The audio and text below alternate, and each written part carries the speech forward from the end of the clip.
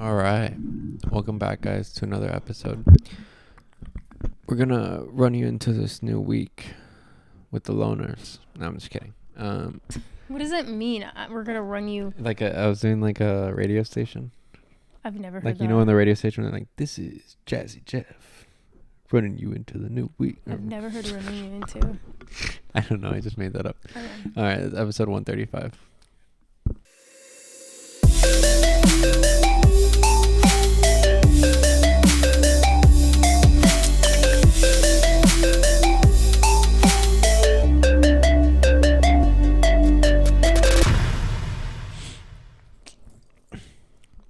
Hit the subscribe button. Yes, please, guys. Okay. Subscribe, like, comment, react. Blow it up like a toilet. Make sure to head over to our vlog channel too. Like and subscribe. All right. So today we're going to be doing a video called Understanding Democratic Socialism. We know this is like a crazy fun Communist. topic. No, I'm just kidding. For Americans. Most yeah. of our audience is not American, so I don't think you guys will Yeah. So let's be too stressed about it. let's try to understand it. No term is misused in American politics more than the word socialism. Liberals use it to describe countries like Norway and Denmark, while conservatives use it as a slur to criticize things like minimum wage increases and Medicare for all. Fox News once even used it to criticize billionaire investor Warren Buffett when he publicly supported raising taxes on the very wealthy. Warren Buffett wrote an op-ed. Is he completely a socialist?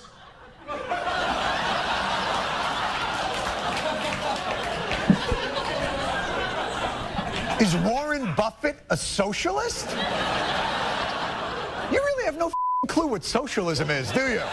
Unfortunately, most Yeah, I know. Americans have no clue what socialism is either, and they definitely don't know how democratic socialism fits into the whole picture. Even though traditional definitions of socialism don't actually fit the current do say political that. narratives in the US, What? People say like it's the same as communism. And Oh, yeah, people think... They yeah. do really, yeah. People think we're all going to have to start wearing the exact same outfits. Yeah, they every think day. yeah, they and, think like, we're just gonna be- saluting our dictator. Yeah, exactly.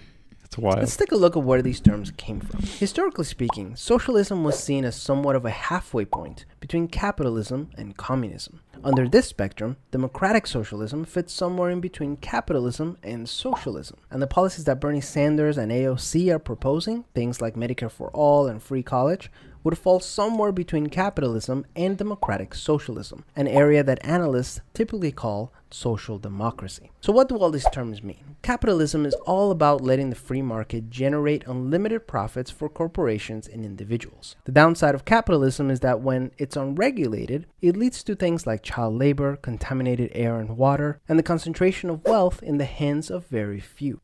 Communism is about creating a classless society with absolute equality, where the government dictates the price, supply, and distribution of goods. The downside of communism is that the only practical way to redistribute wealth with absolute equality is by force. So these governments usually end up becoming authoritarian regimes. Socialism arose as an attempt to merge the best parts of capitalism with the best parts of communism. The traditional definition of socialism basically says that there should be some free market systems to determine supply and demand of products, but that the government should own the country's major industries so that the people can benefit from most of the wealth. Makes sense. The downside to socialism is that it's very vulnerable to corruption. If the people running the traditional socialist system That are makes sense, corrupt, too. then these types of socialist governments will also skew towards authoritarianism. So what about democratic socialism? Democratic socialists still believe in social ownership of major industries, either through the government or through worker alliances, but they reject two main aspects of traditional socialism. One, they sharply reject any type of undemocratic or authoritarian system. And two,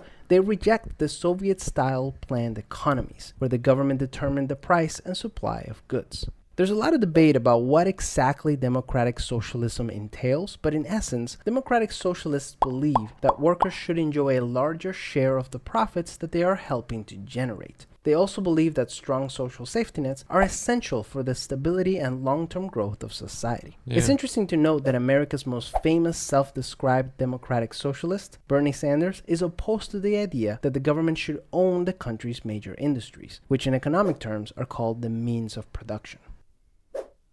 So the next time that you hear me attacked as a socialist, remember this. I don't believe government should take over, the grocery store down the street or own the means of production. Sorry, whatever. The video's almost done.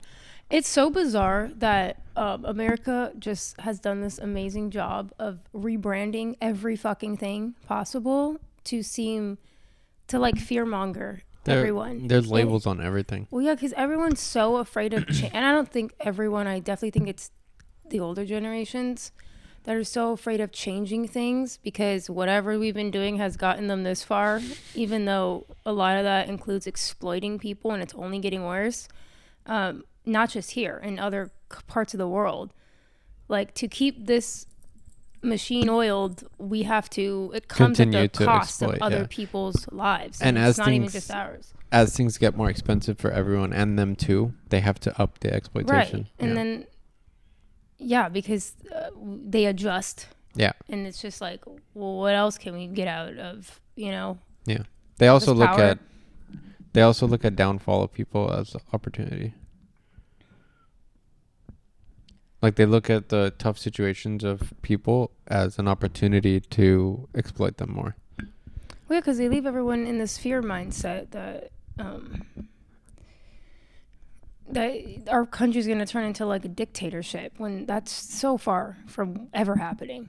Yeah. Like, it's so far from happening, period. Especially under socialism.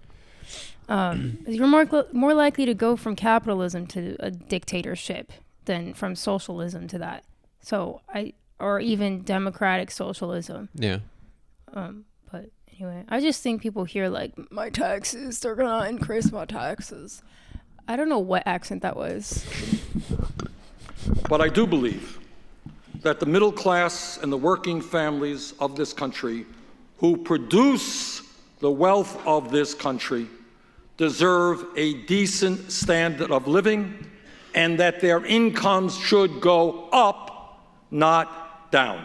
When looking at the policies that Bernie Sanders What a is hot proposing, things like an increasing minimum wage, Medicare for all, and free college education, most analysts agree that these ideas fall in line with the successful policies of the Nordic countries, where they call themselves social democracies. Social democracies are basically capitalist systems with really strong social safety nets. So what That can we makes do? sense. It's important to look at the actual policies that each candidate is proposing and not just the words they're throwing around. For example, just because North Korea calls itself a democratic republic and the rapper Dr. Dre calls himself a doctor does not mean that North Korea is anything close to. Kim Jong-un cried Wait, why?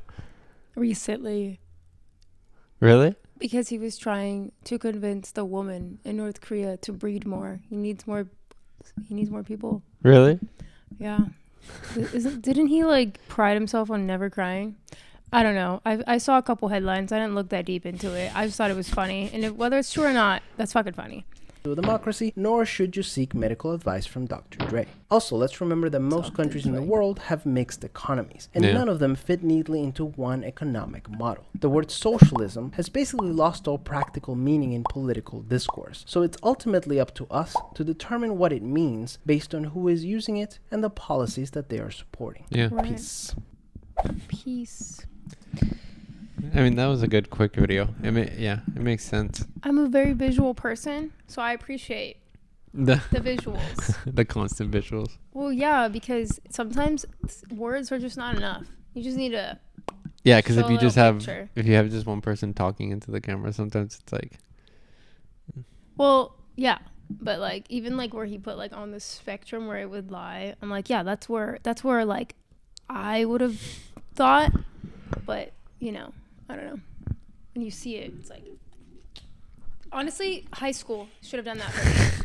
Put everything in animated pictures. we should have learned more about these type of things in high school, I think, because I don't think we really did. Well, there's a reason we didn't. No, I know, but yeah, that was a cool video. Because It's if you quick. just vote, your life would be so much better. You just vote for the right candidates. Yeah, Come on, don't you know that? it's hard when both sides of our just feel candidacy like- are fucking horrible. Right. There's this whole discourse again on TikTok. I know I talk about TikTok more than I probably should because my algorithm's better than yours. I'm sorry, I don't make the rules, but there's all this discourse about who to vote for.